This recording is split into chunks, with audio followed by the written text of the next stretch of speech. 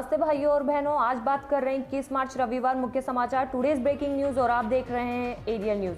नजर डालते हैं देश की तमाम बड़ी खबरों पे।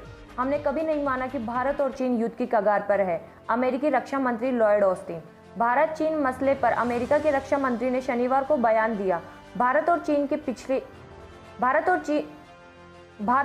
के बीच पिछले साल से चली आ रही सैन्य तनानी पर अमेरिका के रक्षा मंत्री लॉयड ऑस्टिन ने कहा, अमेरिका ने कभी इस बात पर विश्वास नहीं किया कि भारत और चीन जंग की कगार पर है। भारत सरकार के मंत्रियों के साथ मानवाधिकार के मुद्दों पर बात की। अमेरिकी रक्षा मंत्री भारत दौरे पर आए अमेरिकी रक्षा मंत्री लॉयड ऑस्टिन ने कहा कि उन्होंने भारत सरकार के मंत्रियों के साथ मानवाधिकार के मुद्दों पर बात की है। और इसी के साथ बात करते हैं सोनू सूद को स्पाइस जेट ने यूं दिया ट्रिब्यूट तो भावुक हुए एक्टर, बोले मोगा ने अनारक्षित टिकट पर मुंबई। बॉलीवुड एक्टर सोनू सूद लॉकडाउन के समय से ही जरूरतमंद लोगों की लगातार मदद करते आ रहे हैं। सोनू सूद को गरीबों के लिए किए गए कार्यों का फल भी मिलने लगा है। बीते दिनों सोनू सूद ने खुद बताया कि उन्हें फिल्मों में लीड रोल मिलने लगे हैं। अब इंडियन एयरलाइन स्पाइस जेट ने स्पेशल तरीके से सोनू का आभार जताया है। स्पाइस जेट ने सोनू सूद को सम्मानित करने के लिए अपने बोइंग 737 पर एक्टर की तस्वीर लगाई है और खास मैसेज भी लिखा है। स्पाइस जेट के ऐसा करने पर सोनू सूद भावुक नजर आए।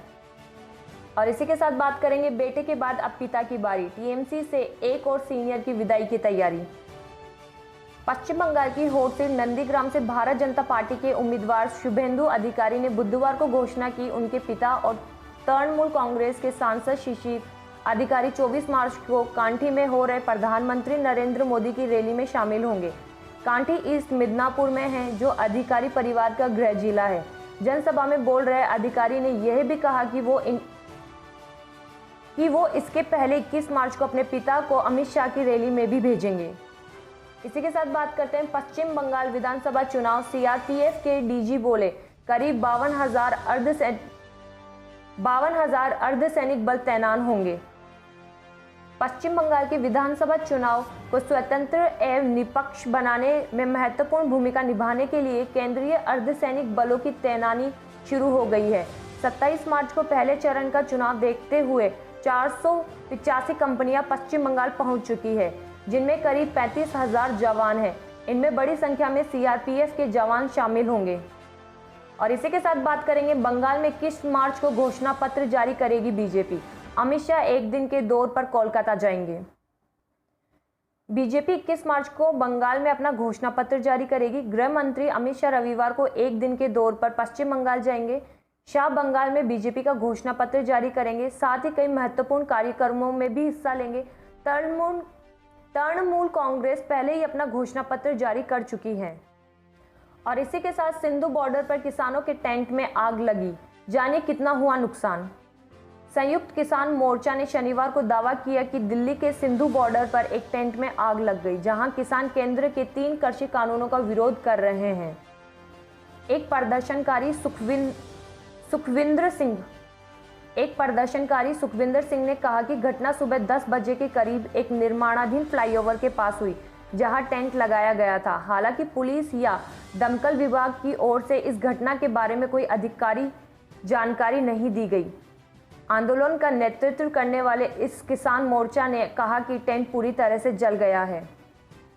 और इसी के साथ बात करते हैं आरएमएल अस्पताल में 1 महीने तक सामुदायिक सेवा की शर्त पर 2 आरोपियों के खिलाफ मारपीट का मुकदमा बंद।